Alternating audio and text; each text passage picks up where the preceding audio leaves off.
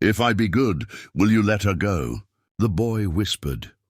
Through tears, Henry pressed his face against the cold brick of the sheriff's station, his 12-year-old hands shaking around the bloodied badge. The metal was still warm. "Please," his whisper cut through the midnight air. "I know you're down there." The humming drifted up from somewhere beneath his feet. Amelia's voice, but wrong somehow. Too steady, too knowing. The melody their grandmother used to sing while hanging laundry, back when things made sense. "Amelia, can you hear me?" The humming stopped. Henry's heart hammered against his ribs. He pressed closer to the building, following the sound around to the back, where a narrow basement window sat just above ground level. Iron bars, thick glass, but her voice came through clear as church bells. "Henry?" Her voice was different, older. "What are you doing here?" "I came to get you out. You shouldn't have come. I brought something." He held up the badge, though she couldn't see it. "From the well." Like Grandma said, silence stretched between them. Then Amelia spoke again, and this time her voice cracked like the 15-year-old she really was. "They're coming back soon. You have to go. Not without you. Henry, listen to me. The things they've done. The things they're planning to do." Her voice hardened again. "You can't stop them by being here. Then how?" The basement door creaked open behind him. Heavy boots on concrete steps. Henry spun around, clutching the badge tighter. Sheriff Caldwell's silhouette filled the doorway, backlit by the station's fluorescent glow. "Well, well." Caldwell's voice was honey over broken glass. "Look what the cat dragged in." Henry didn't run. Couldn't run. Amelia had stopped humming, and the silence felt like a held breath. "You got something that belongs to me, boy." Henry looked down at the badge in his palm. The blood had dried black in the moonlight. "Maybe." Caldwell stepped closer. "Maybe ain't good enough." Caldwell stepped out of the doorway. Boots crunching on gravel as he moved in a slow circle around Henry. The boy stayed frozen, badge pressed against his chest. "You know what happened out there in those cornfields, don't you, son?" Henry's mouth went dry. "I don't know what you're talking about." "Sure you do." Caldwell's voice was almost gentle. 3 nights ago, you saw something you shouldn't have seen." The memory hit Henry like a punch. The screaming, the way the cornstalks bent and broke. The blood on Deputy Morrison's hands. "Where's my sister?" "She's safe. For now." Caldwell stopped circling, positioning himself between Henry and the basement window. "But that depends on how smart you are. What do you want?" "I want you to forget what you saw in those fields. And if I don't?" Caldwell smiled, and it was the ugliest thing Henry had ever seen. "Then Amelia learns just how creative men can get when they're bored." Henry's grip tightened on the badge. The metal edges cut into his palm. "She didn't do anything wrong. Neither did the others." "What others?"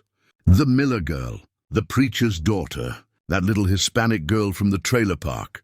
Caldwell counted them off on his fingers. "All good girls." "All quiet now." Henry's stomach lurched. "You're lying, am I?" Caldwell pulled out his phone, scrolled through photos. "Want to see what good girls look like after they've learned their place?" Henry squeezed his eyes shut.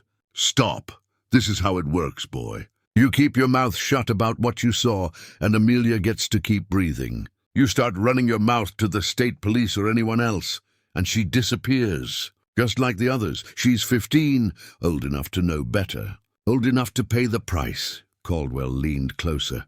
"But you're smart, aren't you, Henry?" "Smarter than your sister." Henry opened his eyes. The sheriff's face was inches from his own. Breath stinking of cigarettes and something rotten. "I want to see her first. That's not how this works." "Then no deal." Caldwell straightened up, studying the boy's face. "You got spine, I'll give you that. Just like your grandmother did." Henry's blood went cold. "What do you know about my grandmother?" "More than you think." Caldwell turned toward the basement door. "Come on, then. Let's go make you a believer." Henry froze at the basement door as Caldwell's words echoed in his head. "Your grandmother."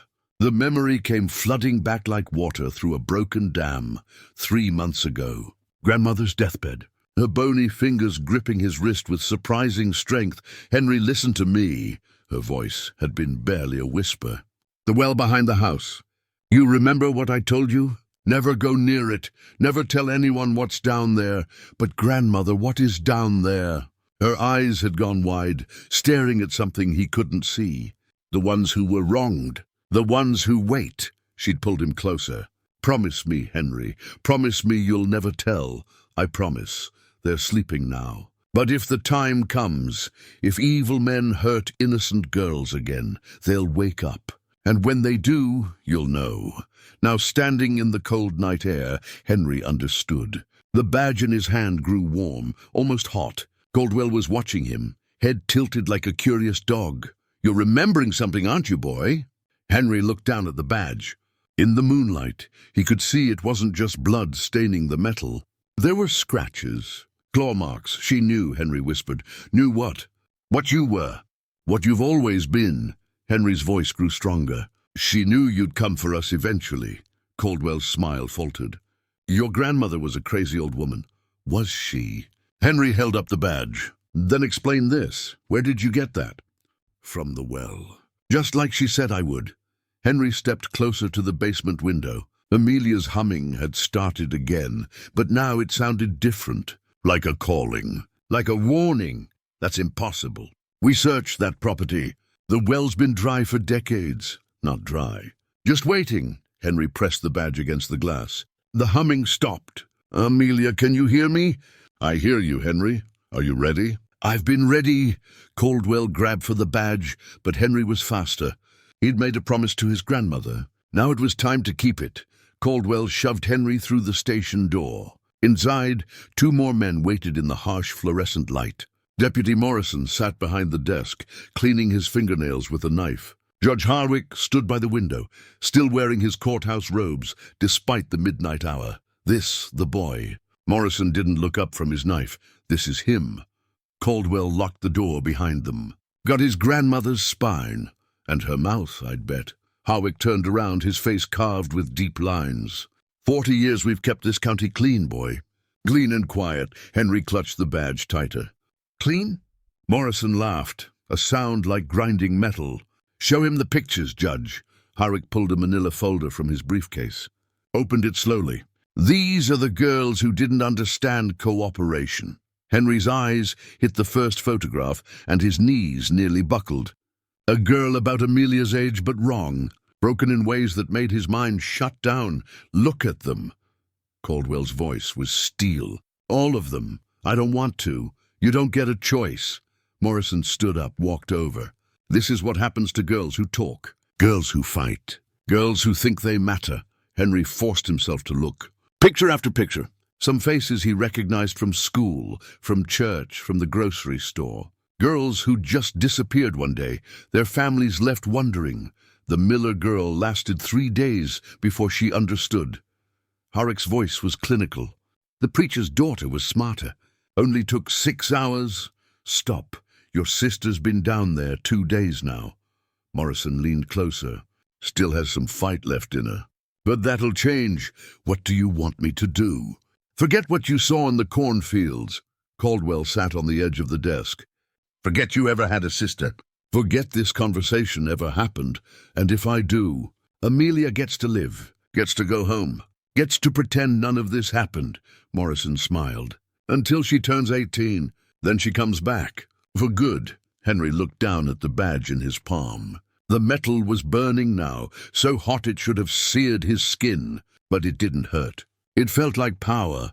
There's a third option, Henry said quietly. What's that?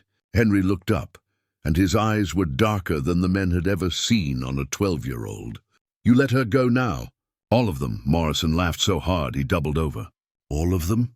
Boy, you don't even know how many there are. Dozens, Harwick added calmly. Going back 20 years. Henry ignored them, pressing his ear to the basement door. Amelia, can you hear me?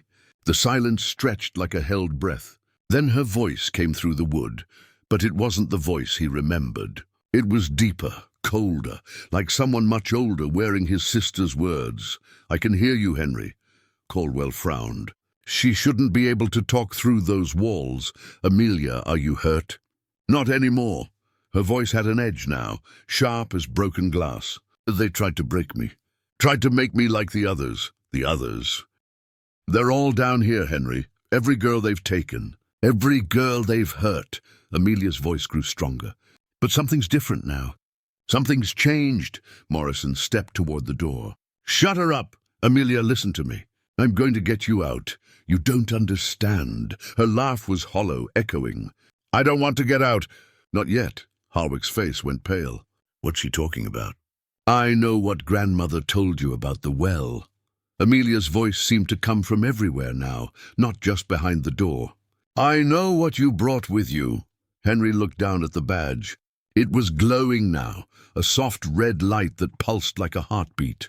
They showed me pictures. Henry, pictures of what they did to the others. Amelia, don't think about that, but I have to think about it. Because now I know their names, all of them. And they're angry. Amelia's voice dropped to a whisper that somehow filled the entire room. They've been waiting so long to be angry. The fluorescent lights flickered. Morrison grabbed for his gun. Amelia, what's happening down there? Justice. Her voice was no longer entirely human. Finally, justice. The basement door began to creak open on its own. The basement door swung open with a groan that sounded like a dying animal. Morrison raised his gun, hands shaking. Nobody move. Henry slowly unzipped his jacket. Inside, tucked against his chest, were more than just the badge. Bones, small white finger bones tied together with rotted ribbon. A locket tarnished black. A child's tooth wrapped in moldy cloth. Jesus Christ, Harwick whispered. Where did you get those? From the well. Henry's voice was steady now, older somehow. From all the girls you killed. Caldwell backed toward the window. That's impossible. We burned the bodies. You burned the flesh. Henry held up the bones. But you can't burn what won't die. The shadows in the corners of the room began to move. Not the normal shadows cast by the flickering lights, but something alive, something hungry. They crept up the walls like black water, spreading across the ceiling. This isn't real. Morrison's gun wavered. This is some kind of trick.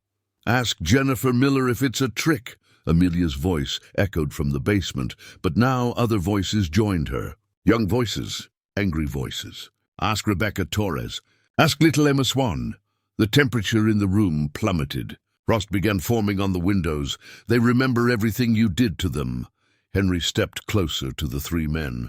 Every cut, every bruise, every time you made them beg. Shut up, Morrison swung the gun toward Henry. Shut up right now. Every time you told them, nobody would believe them. The shadows reached down from the ceiling like grasping fingers. Every time you told them they deserved it. Harwick's robes began to smolder, though there was no fire. Make it stop. I can't make it stop. Henry's eyes reflected the red glow of the badge. I'm just the messenger. The shadows wrapped around Morrison's gun hand. He screamed as the metal burned his flesh, the weapon clattering to the floor. Caldwell tried to run for the door, but shadow hands grabbed his ankles, pulling him down. Please, Caldwell gasped. Please, we'll let them all go. Too late for please. Amelia emerged from the basement doorway, but she wasn't alone. Behind her, translucent figures of young girls filled the stairwell. Their eyes burned with decades of rage. If I be good, will you let her go? Henry whispered through tears he didn't remember shedding. The spirits answered with silence that promised everything. The darkness swallowed the fluorescent lights one by one. Henry stood in the center of the room, surrounded by the spirits of murdered girls, their faces glowing with cold fire. I promised I'd be good, Henry whispered to the shadows. I promised grandmother. You have been good, Amelia said, her voice joining the chorus of the dead.